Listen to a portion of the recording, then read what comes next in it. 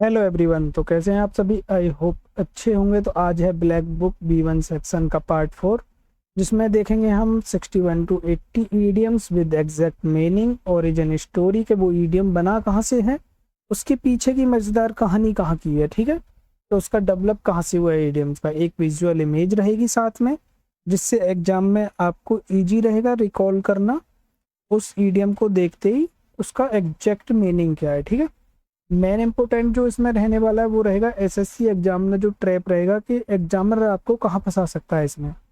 तो वो हम पहले से एक्सपोज करके चलेंगे अपने इस सेशन में। और रियल लाइफ एग्जाम्पल रहेंगे हमारे, जो सेंटेंस होगा वो एकदम रियल लाइफ एग्जाम्पल पे बेस्ड होंगे। ठीक है, तो आप सेशन को अपने दोस्तों के साथ शेयर कर दीजिए, ग्रुप स्टडी में शेयर कर दीजिए, सेशन को लाइक करिए, चैनल को सब्सक्राइब और कमेंट करिए। ठीक है, कोई सजेशन रहता है तो मुझे कमेंट में बताइए। तो स्टार्ट करते हैं आज का सेशन। ठीक है, तो ये ईडियम है बर्न वंस ब्रिजेस और बोट्स, यानी पीछे हटने के सारे रास्ते खत्म करना, वापसी के मार्ग बंद कर देना। To do something that makes it impossible to go back, यानी पीछे हटने के सारे रास्ते खत्म कर देना। जैसे पुराने समय में जब सेना दुश्मन के इलाके में, यानी जो नदी जो होती थी उसे रिवर पार करके जब दूसरे जो इलाके में पहुंच जाती, तो जो सेना का जो कमांडर होता था, जो सेनापति होता था, वो उस पुल को आग लगा देता था कि सेना किसी भी हाल में वापस ना जाए। अब उनके पास, सेना के पास सिर्फ दो ही ऑप्शन रहते थे, या तो लड़ना है या मरना है। ठीक है, जिससे कि वो अपनी पूरी जी जान लगा दें लड़ने में। ठीक है, कि जाने का कोई चारा है ही नहीं वापसी का। तो उसी से याद रखेंगे कि बर्न वंस ब्रिजेस, यानी पुराने उसको जो है पीछे हटने का कोई अब रास्ता ना छोड़ना। ठीक है, तो ये ईडियम ऐसी सिचुएशन में यूज होता है जब कोई व्यक्ति अपने लिए वापस लौटने का कोई ऑप्शन ही खत्म कर देता है। ठीक है, एग्जाम्पल हो जाएगा कि if you insult your boss before rising resigning you will burn your bridges, है ना। तो क्या हुआ है, आप अगर इमेज के थ्रू भी देखें तो ये जो कमांडर है, जो उसका सेनापति है, उसने उस ब्रिज को जला दिया जिससे वो आया था। कि अब जो सेना है उसको लड़ना ही पड़ेगा, या तो लड़ेगी या मरेगी। ठीक है, अपना बेस्ट देंगे अब ये लोग। तो इसमें जो एग्जामिनर आपको ट्रैप दे सकता है वो होगा, करेक्ट हो जाएगा, destroy all possible ways of returning, make a decision that cannot be undone। ठीक है, और जो ट्रैप एग्जामिनर दे सकता है, जो एग्जामिनर जैसे एग्जाम में आप अगर देखेंगे इडियम्स तो माइंड में क्या आएगा कि to set up wooden ship on fire, to damage public property. ठीक है, इस तरह से। तो जो एक्चुअल मीनिंग है वो है पीछे हटने के सारे रास्ते खत्म कर देना। नेक्स्ट ईडियम है अपना बाय लीप्स एंड बाउंड्स, दिन दोगुनी रात चौगुनी, यानी बहुत तेजी से, very quickly and in a large amounts.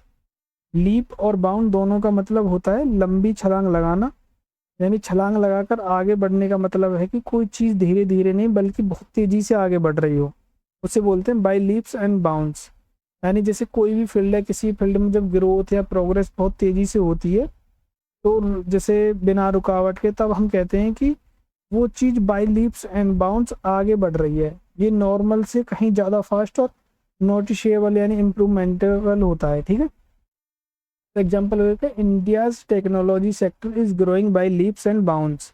यानी ऐसे ईडियम्स एसएससी एग्जाम में फ्रेज रिप्लेसमेंट या सिनोनियम के फॉर्म में पूछे जाते हैं। इनका मीनिंग कॉन्टेक्स्ट को समझना, ठीक है, बहुत ज़रूरी होता है कॉन्टेक्स्ट को समझना। ठीक है, तो ट्रैप हो जाएगा कि rapidly at a very fast pace, और ट्रैप हो जाएगा jumping up and down slowly and steadily. Next idiom में गो द एक्स्ट्रा माइल, यानी आवश्यकता से अधिक प्रयास करना, उम्मीद से ज़्यादा मेहनत करना। To make a more effort than expected. ठीक है, इसमें जो स्टोरी जो ओरिजिन हो जाएगा वो हो जाएगा कि एंशियंट रोमन जो लॉ के अनुसार एक रोमन सैनिक किसी भी आम नागरिक को 1 मील यानी 1 मील तक अपना बोझा उठाने के लिए मजबूर कर सकता था। तो जैसे इसमें सिखाया कि ऐसी स्थिति में गुस्से के बजाय 1 मील एक्स्ट्रा भी चले जाओ, तो ऐसा कोई ऐसी सिचुएशन नहीं है कि गुस्सा वहाँ दिखाया जाए। उनका कहना था कि अगर 1 मील के लिए बोला है तो आप खुद से 1 मील और चले जाएं। ठीक है, यानी ज़रूरत से ज़्यादा मदद करें उनकी। कि जब आप किसी काम को सिर्फ जो आपसे एक्सपेक्टेड है उससे आगे बढ़कर अपनी मर्जी से एक्स्ट्रा मेहनत करके, और वो ताकि अच्छा रिजल्ट बेहतर आए और दूसरों को खुशी मिले, इसे कहते हैं गो द एक्स्ट्रा माइल। ठीक है, कि our team is willing to go the extra mile to satisfy our clients. Trap में होगा जो करेक्ट मीनिंग रहेगा कि to make an extra effort to achieve something, और ट्रैप हो जाएगी टू वॉक और run a long distance to travel about abroad. ठीक है कि इस ईडियम का मतलब हमेशा एक्स्ट्रा एफर्ट करना होता है, ना कि फिजिकल डिस्टेंस या फॉरेन ट्रेवल। कॉन्टेक्स्ट देखकर ऑप्शन चूज करें। ठीक है, नेक्स्ट हो जाएगा गो अप इन स्मोक, यानी धुआं हो जाना, बर्बाद हो जाना, पूरी तरह निष्फल हो जाना, यानी टू बी डिस्ट्रॉयड और ruined completely to fail। ठीक है, जब कोई इमारत या कीमती चीज आग में जल जाती है तो आखिर में सिर्फ धुआं जो स्मोक होता है वही बचता है और चीजें खत्म हो जाती हैं। इसका इस्तेमाल किसी सपने, प्लान या मेहनत के बर्बाद होने के लिए होता है। ठीक है, कि कभी कभी बहुत ज़्यादा मेहनत करते हैं हम किसी चीज़ को लेके, या सपने अपने बड़े बड़े देखते हैं, लेकिन हमारा उस तरह से अगर पॉजिटिव रिजल्ट नहीं आता है तो हमारा सब कुछ खत्म हो जाता है, तो उसको बोलते हैं गो अप इन स्मोक, यानी सब धुआं धुआं हो जाना। ठीक है, लाइक कोई जैसे कोई अपना साथी होता है जो कंटिन्यूसली प्रिपरेशन कर रहा है यूपीएससी की, और उसके सारे अटेम्प्ट कंप्लीट हो जाते हैं, तो उसकी लाइफ कैसी हो जाती है, गो अप इन स्मोक, यानी सब कुछ खत्म हो जाता है उसका। मतलब अब वो यूपीएससी के सारे अटेम्प्ट उसने यूज कर लिए, अब उसके पास और कोई चारा नहीं है। ठीक है, तो इसमें हो जाएगा all his hard work went up in smoke when the business fail. Trap में हो जाएगा करेक्ट, एक तो to end in failure be completely ruined. ठीक है, ट्रैप हो जाएगा to start a fire to smoke a cigarette, यानी ईडीएम का मतलब धुआं हो जाना है, इसलिए इसका यूज फेलियर, डिस्ट्रैक्शन या बेकार हो जाने के सेंस में होता है, यानी फायर लगाना यानी सिगरेट पीना, या इसका मतलब वो नहीं होगा। नेक्स्ट ईडियम है प्ले डेविल्स एडवोकेट, यानी विपरीत पक्ष रखना, बहस को मजबूत बनाने के लिए उल्टा तर्क देना। To argue against something even if you agree with it to test the strength of the argument, यानी विपरीत पक्ष रखना, बहस को मजबूत बनाने के लिए उल्टा तर्क देना। यानी जैसे कैथोलिक चर्च में किसी की, जैसे सेंट जो संत होते हैं, उनका दर्जा देने से पहले एक व्यक्ति जो डेविल्स एडवोकेट बनाया जाता था, जिसका काम था उस व्यक्ति के खिलाफ बुराइयां ढूंढना और उल्टे तर्क देना, ताकि सच्चाई का पता चल सके। ठीक है, जैसे होता है कि जैसे मान लो कोई एक टीम है और वो कोई नया प्रोडक्ट लॉन्च कर रहे हैं, ठीक है, तो सब लोग उसके फायदे बता रहे होंगे या सब कुछ, तो उसी में से एक बंदा ऐसे प्लान करते हैं कि जो उसके जो है अपोजिट बोलता है, उसकी कमियां बताता है, जिससे कि जो एक्चुअल उसका रिव्यू आए, जो रिस्पॉन्स आए लोगों का, वो पता चल सके। ठीक है, क्योंकि जब सब लोग तारीफ कर रहे होते हैं तो कोई भी उसके खिलाफ नहीं बोलता है, लेकिन जब एक बंदा खिलाफ बोलना शुरू करता है तो जिनके मन में थोड़ा सा भी डाउट होता है ना, तो वो चीज़ें सामने निकल के आ जाती हैं, तो उसके बोलेंगे play devil advocate. I agree with your idea but let me play devil's advocate so we can see the potential problem. तो ऑप्शन ट्रेम में रहेगा करेक्ट हो जाएगा to present a counter argument, express an opposite opinion for debate. ट्रेम में हो जाएगा to worship the devil to support a bad person, यानी इस ईडियम का मतलब हमेशा अपोजिट साइड का आर्गूमेंट देना है, ना कि किसी गलत या बुरे का साथ देना। कॉन्टेक्स्ट से मीनिंग समझना बहुत जरूरी है इसका। नेक्स्ट ईडियम में वाइट एलिफेंट, यानी महंगी लेकिन बेकार चीज, यानी खर्चीला बोझ जो हो जाता है। Something that cost a lot to keep but is useless, यानी पुराने श्याम जो थाईलैंड में राजा जिस दरबारी से नाराज होते थे तो उसे एक सफ़ेद हाथी जो होता है उसे गिफ्ट में दे देते, क्योंकि सफ़ेद हाथी पवित्र होता था, इसीलिए उसे काम पर नहीं लगाया जा सकता, लेकिन उस पर खाने पीने का खर्चा इतना ज़्यादा होता था कि बंदा कंगाल हो जाता था। कि सोचो किसी ने एक बहुत एक्सपेंसिव डेकोरेशन पीस या गैजेट खरीदा, ना उससे कोई काम पड़ता है ना उससे कोई इनकम होती है, लेकिन उसके रखने, मेंटेन करने और रिपेयर करने का खर्चा लगातार चलता रहता है। ऐसी चीज़ को दिखाने में अच्छी हो लेकिन सिर्फ पैसा खाए, वो एक वाइट एलिफेंट है। ठीक है, लाइक कोई जैसे बड़ी बड़ी बहुत सारे लोग ऐसे शौक में गाड़ियाँ ले आते हैं, बहुत बड़ी लग्जरी गाड़ी ले आए, लेकिन उसका मेंटेनेंस बहुत हाई रहता है। ठीक है, तो वही होगा कि the old luxury car turn out to be a white elephant for him due to high maintenance cost. तो ट्रैप क्या होगा एग्जामिनर के थ्रू इसमें, जैसे करेक्ट में नहीं होगा an expensive possessions that is burdensome and useless. और ट्रैप हो जाएगा a rare breed of elephant a sacred animal. ये एडियम किसी चीज़ की कॉस्ट और उसके फायदे के बीच के इम्बैलेंस को दिखाता है। ठीक है, अगर चीज़ महंगी है और कोई फ़ायदा नहीं है और कोई ऐसा उससे इनकम का सोर्स नहीं बनता है, तो वो एकदम वाइट एलिफेंट की तरह है, ठीक है, तो उसे वाइट एलिफेंट बोलेंगे। तो नेक्स्ट ईडियम पे चलने से पहले अपने उन साथियों को मैं बता देता हूँ, जिन साथियों ने अभी तक हमारा टॉप 200 वन वर्ड सब्स्टिट्यूशन जो ब्लैक बुक A1 सेक्शन का है वो कंप्लीट नहीं किया है, तो वो प्लेलिस्ट में जाके एक बार अपना ये सीरीज पूरी कंप्लीट कर सकते हैं, ठीक है। नेक्स्ट है अपना ब्लैक शिप, यानी अपनी बुरी हरकतों से परिवार या समूह का नाम खराब करना, उसे बोलते हैं black sheep. A person who is considered a disgrace to a family और ग्रुप, ठीक है, कि पुराने समय में भेड़ पालन होता था, उन जो भेड़ पालन जो करने वाले होते थे, वो जैसे सारी भेड़ होती थी उनमें अगर कोई भेड़ अगर ब्लैक होती थी जिसका काला ऊन होता था तो उसे वो अलग रखते थे, क्योंकि उस ऊन को रंगा नहीं जा सकता। जैसे वाइट जो ऊन होगी, जो ऊन इन भेड़ों से निकलेगी, उस ऊन को किसी भी कलर में रंगा जा सकता है, लेकिन जो ब्लैक ऊन होगी उसको रंगा नहीं जा सकता। तो उसको ऐसे अलग रखते थे कि वो एक इस तरह से ट्रीट करते थे कि ये इसकी बहुत अलग है पूरे परिवार से, ठीक है, कि उसने नाम खराब कर दिया, तो उसी से नाम पड़ा कि जो सबसे अलग चले, सारे सबको डिसग्रेस करे, ठीक है, तो उसे बोलेंगे ब्लैक शिप, ठीक है। कि कोई व्यक्ति अगर बार बार गलत काम करे, परिवार या सोसाइटी के नियमों को तोड़ता रहे और सबका नाम खराब करे, तो उसे ब्लैक शिप कहा जाता है। ये सिर्फ अलग होने की बात नहीं, बल्कि बदनाम करने वाली हरकतों की वजह से इज्जत खो देना है।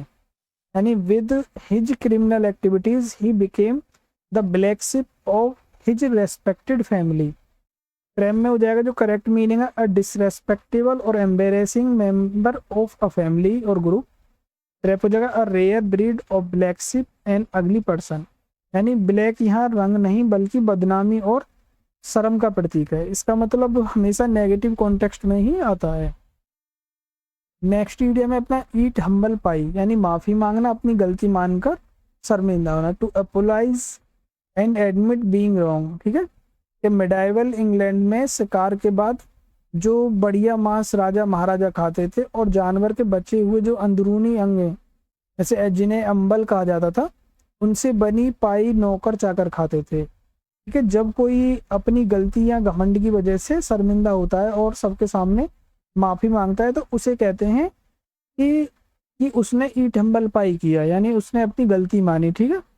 तो ये अपनी गलती मानकर झुकना और अपनी औकात समझने का प्रतीक है, ठीक है। तो एग्जाम्पल हो जाएगा, after boasting about his skills and losing the game he was forced to eat humble पाई।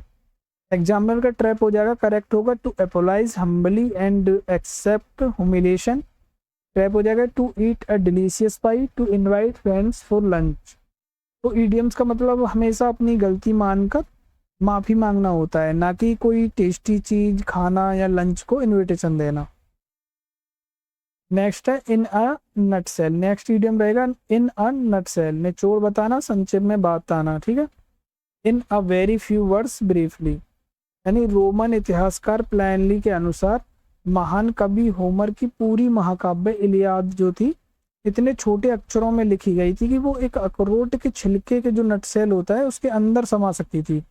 यानी बहुत बड़ी बात को बहुत छोटे रूम में कहना, मतलब ऐसी कोई बात, ऐसी कोई कविता जो बहुत संक्षेप में बहुत छोटे में कही जाए, जिसका निचोड़ बनाकर बात बोली जाए, तो उसे बोलते हैं इन अ नटसेल। यानी एक ऐसी कहानी और एक ऐसा सार जो एक अखरोट के छिलके के अंदर आ जाए, ठीक है। कि जब हमें किसी लंबी और कॉम्प्लेक्स बात को शॉर्ट और सिंपल तरीके से समझाना होता है, तब हम कहते हैं कि इन अ नटसेल, यानी मुख्य पॉइंट्स को निकालकर संक्षिप्त रूप में बताना।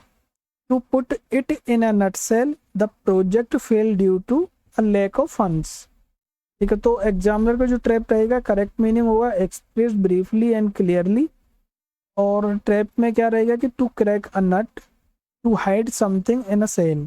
यानी ईडियम का मतलब होता है किसी लंबी या जल्दी जटिल बात को या सार को या निष्कर्ष जो होता है बहुत कम शब्दों में बताना, ठीक है।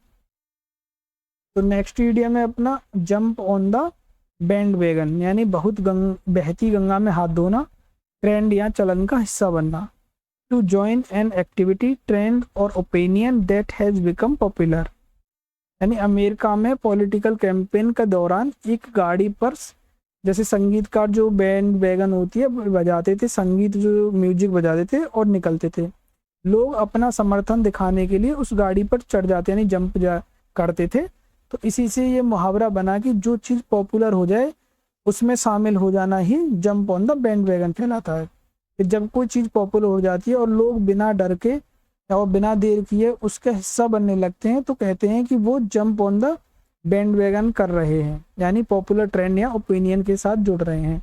जैसे कोई भी जैसे सोशल मीडिया पे ट्रेंड चलता है तो लोग उसको ही फॉलो करते हैं, तो उसको बोलते हैं jump on the band wagon, के अभी जो ट्रेंड चल रहा है उसी को सब लोग ज्वाइन कर रहे हैं, फॉलो कर रहे हैं। कि many company jump on the bandwagon of AI technology this year. तो ट्रेंड में क्या रहेगा कि करेक्ट ऑप्शन होगा इसमें to follow a popular trend और ज्वाइन अ विनिंग साइड। ठीक है, तो ट्रेंड में आएगा to jump off a moving vehicle to play musical instruments. जहाँ भीड़ वहाँ फायदा देखकर कूद पड़ना, यही है jump on the bandwagon. Next idiom में leave someone in the lurch, यानी मझधार में छोड़ देना, मुसीबत में अकेला छोड़ना। To leave someone alone when they need help, to abandon someone in a difficult situation. यानी फ्रेंच ताश के खेल यानी लर्च से यह शब्द आया है, जिसे अगर एक खिलाड़ी बहुत बुरे तरीके से हार जाए तो उसे इन द लर्च कहा जाता था, जहां वो बिना किसी मदद के अकेला फंस जाता है। ठीक है, कि जब किसी को ज़रूरत के वक्त अकेला छोड़ दिया जाता है और उसे मदद नहीं मिलती तो कहते हैं कि उसे लेफ्ट इन द लर्च कर दिया गया है, यानी मुश्किल वक्त में साथ छोड़ देना। He promise to help me move but he left me in the lurch at the last moment. तो ट्रेम में क्या रहेगा, करेक्ट ऑप्शन हो जाएगा टू डिजर्ट और अबेंडन समवन इन ट्रेवल, और ट्रैप हो जाएगा to push someone into water to help a friend in need. जब जरूरत या वक्त के साथ छोड़ दे कोई अपना तो उसे बोलते हैं leave someone in the lurch. Next idiom है पुल समवन्स लेग, यानी टांग खिंचाई करना, मजाक बनाना। To joke with someone by saying something untrue, यानी पुराने समय में लंदन के जो चोर उचक्के राही के पैरों में जो स्टिक या रस्सी से आगे से टांग खींचकर उसे गिरा देते थे ताकि उसे लूट सके। वहां से ये शब्द धीरे धीरे हल्के फुल्के मजाक और टांग खींचने के लिए यूज होने लगा। ठीक है, तो जैसे होता क्या था कि जैसे कोई हमारे दोस्त होता है या हम एक दूसरे के से मजाक बनाते हैं, मजाक उड़ाने लगते हैं, तो उसको बोलते हैं टांग खींचना। ठीक है, कि हम उसको इस तरह से मतलब परेशान नहीं करना चाह रहे हैं, लेकिन एक मजाक में वो चीज़ें टांग खिंचाई जो बोलते हैं मजाक करना, उसे बोलेंगे पुल समवन्स लेग। ठीक है, जैसे हमने अभी अपना प्रीवियस क्लास में एक ईडियम देखा था ब्रेक अ लेग, जिसमें ऑल द बेस्ट का सेंस था। उसमें एग्जैक्ट मीनिंग यही नहीं था कि टांग तोड़ना, उसमें था किसी को ग्रीटिंग है, बधाई देना है, शुभकामनाएं देना। तो इसी में भी ऐसी है कि पुल समवन्स लेग, यानी किसी का मजाक बनाना, टांग खींचना। कि don't get upset, I was just pulling your leg about the exam results. तो ट्रेम में क्या रहेगा कि टू टीज और फूल समवन्स, प्लेफुल हो जाएगा करेक्टली। ठीक है, ट्रैप हो जाएगा to trip someone so they fall down, to hurt someone's leg, यानी कोई मजाक में आपकी टांग खींच रहा हो तो याद रखो he just pulling your leg.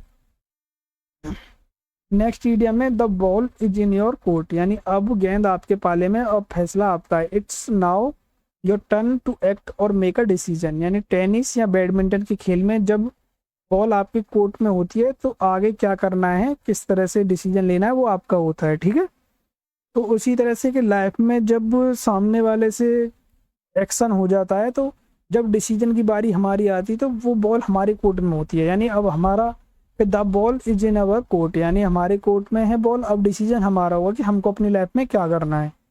तो example, I have made my final offer, now the ball is in your court. It's your responsibility to take the next action, जो इसका एग्जैक्ट मीनिंग होगा, जो ट्रैप होगा to win a tennis match, to pass a ball to someone, यानी ball आपके court में, फैसला और जिम्मेदारी अब आपकी, अब आप डिसाइड करो आगे क्या करना है। नेक्स्ट इडियम है द लायंस शेयर, यानी शेर का हिस्सा या सबसे बड़ा हिस्सा, द लार्जेस्ट और बेस्ट पोर्शन ऑफ समथिंग। ठीक है, यानी एओस्प की कहानियों में लायन यानी जो शेर है और दूसरे जानवर मिलकर शिकार करते थे, लेकिन जब खाना बांटने की बारी आती थी तो शेर दुश्मनी और ताकत के दम पर सारा या सबसे बड़ा हिस्सा खुद के पास रख लेता, तो उसे बोलते थे शेर का हिस्सा, यानी द लायन शेर, यानी एक ऐसा टुकड़ा, एक बड़ा हिस्सा किसी भी चीज का, उसे बोलेंगे द लायन शेयर। ठीक है, the eldest son inherit the lion share of the family property. Trap क्या होगा, द मेजर और biggest part of something, trap हो जाएगा to hunt a lion an equal distribution of resources. ठीक है, तो नेक्स्ट ईडियम पे बढ़ने से पहले जिन साथियों ने अभी तक हमारा टॉप 100 सिनोनियम एंटोनियम जो C1 सीरीज था ब्लैक बुक का, वो कंप्लीट नहीं किया था, वो एक वन शॉट वीडियो में जाके अपना कंप्लीट कर सकते हैं। ठीक है, तो नेक्स्ट ईडियम है अपना turn over a new leaf, यानी नई शुरुआत करना या सुधर जाना। To start behaving in a better way या स्टार्ट फ्रेश। यहाँ लीफ का मतलब पेड़ का पत्ता नहीं बल्कि किताब का पन्ना है। पुराने किताबों को नए पन्नों को पलटना, टर्नओवर को नए सिरे से शुरुआत करना माना जाता था, जैसे जिंदगी का नया चैप्टर शुरू करना। ठीक है, तो कोई भी अगर आप नई बिगिनिंग करते हैं या ना कुछ नया स्टार्ट करते हैं तो उसे बोलेंगे टर्न ओवर है न्यू लीफ।